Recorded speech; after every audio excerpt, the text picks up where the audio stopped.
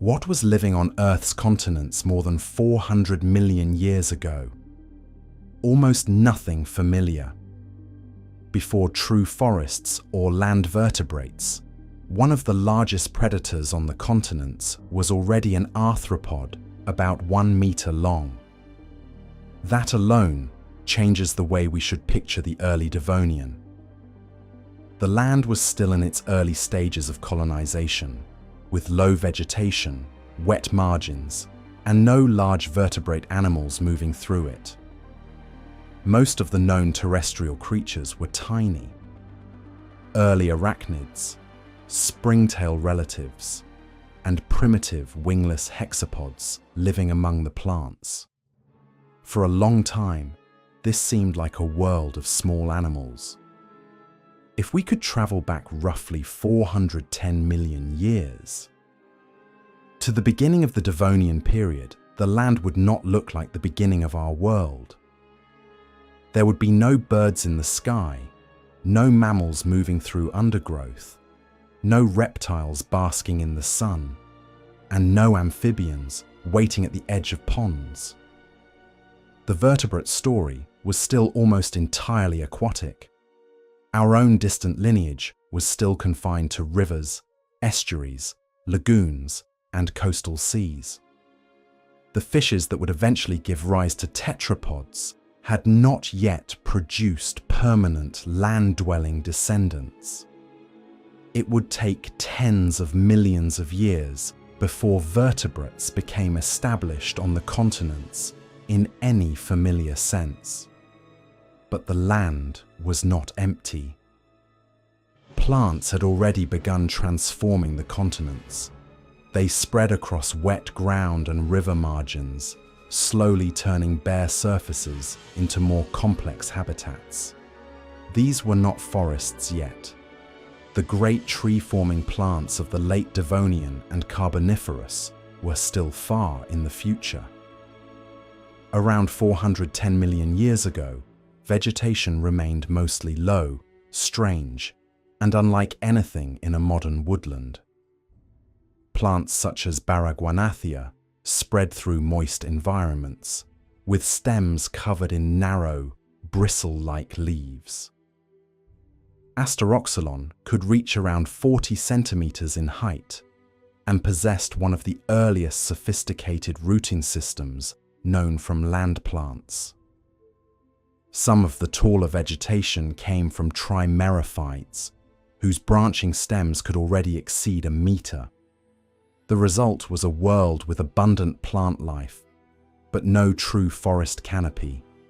There were no shaded woods, no leaf litter filled with familiar insects, and no bird song or vertebrate calls cutting through the air.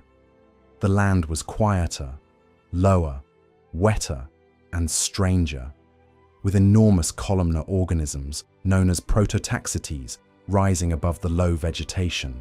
Some specimens reach several meters in height. For many years, Prototaxites was interpreted as a gigantic fungus, though its exact nature remains debated. It may have been fungal, lichen-like, or something even more unusual. Whatever it was, it would have created a landscape unlike almost anything alive today. Broad wetland surfaces covered in low plants, interrupted by tall organic pillars whose biology is still not fully settled. In this world, before true forests and long before land vertebrates, arthropods became the major animals of the continents. Many of them were small. Ancient arachnids, such as trigonotarbids, moved through damp vegetation. Close relatives of true spiders, including forms such as Atacopus, stalked tiny prey. Early springtail relatives and primitive wingless hexapods, similar in broad terms to modern silverfish, formed part of the small animal communities living among the plants.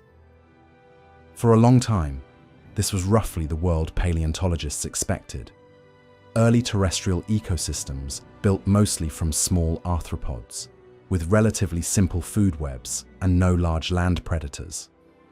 Then, one fossil animal complicated that picture. In rocks from Britain, paleontologists found the remains of a much larger predator from this early continental world. Praearcturus gigas. For more than a century, its identity was uncertain.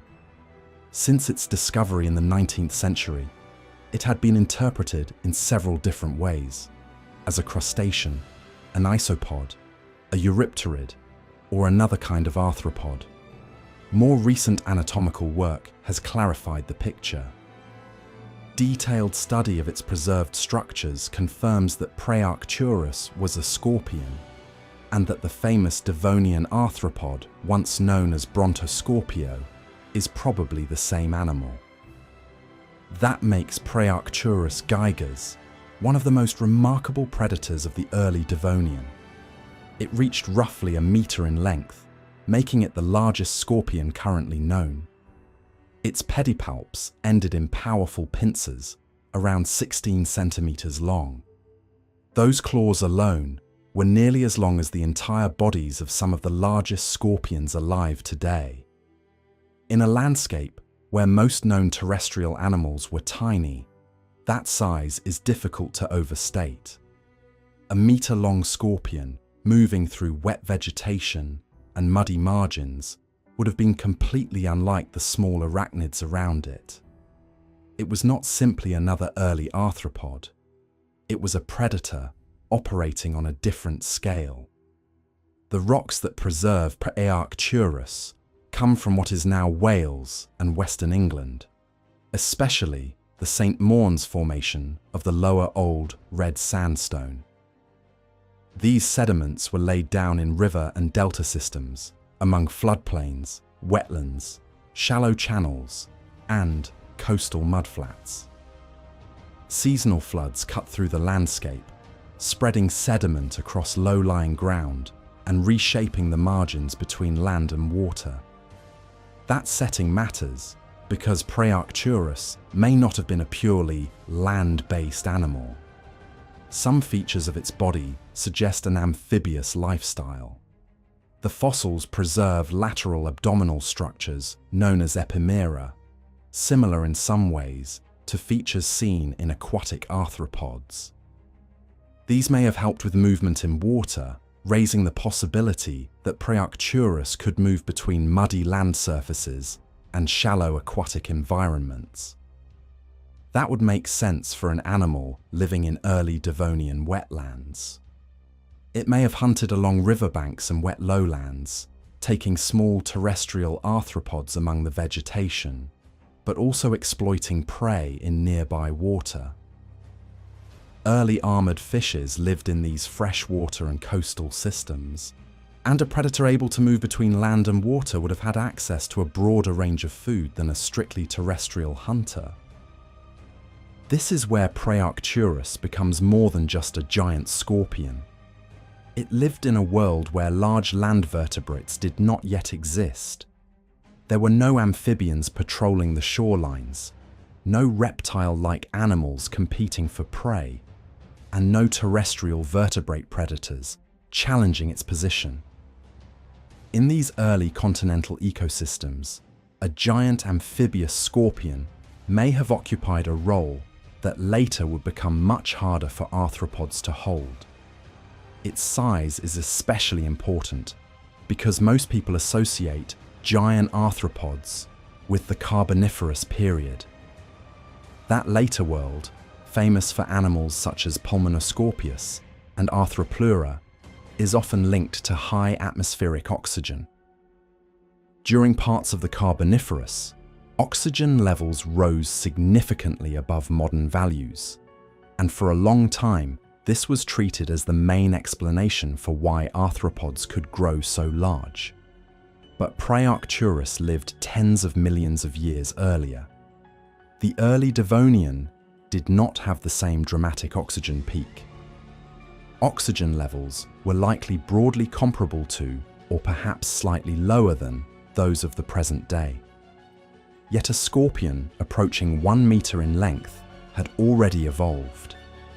That does not mean oxygen was irrelevant to arthropod size.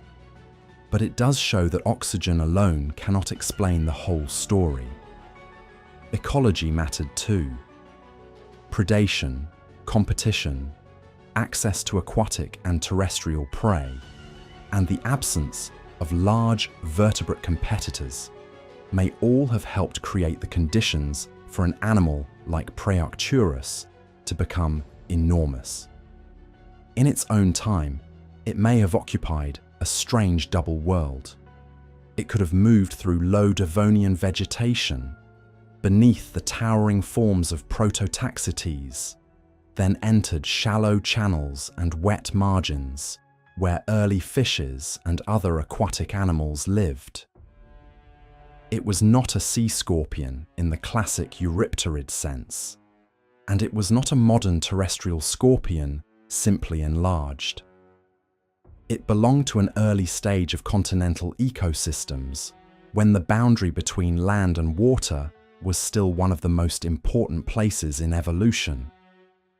Praearcturus gigas forces us to rethink the early Devonian land. These were not just sparse surfaces populated by tiny arthropods waiting for vertebrates to arrive. They were already complex enough to support a very large predator. Long before forests covered the continents, and long before four-limbed vertebrates became established on land, an arthropod had reached the top of some of these early food webs. For a moment in Earth's history, one of the largest predators in parts of the continental world was not a vertebrate at all. It was Praearcturus gigas, a meter-long scorpion moving through wetlands at the edge of a world still being colonized by life.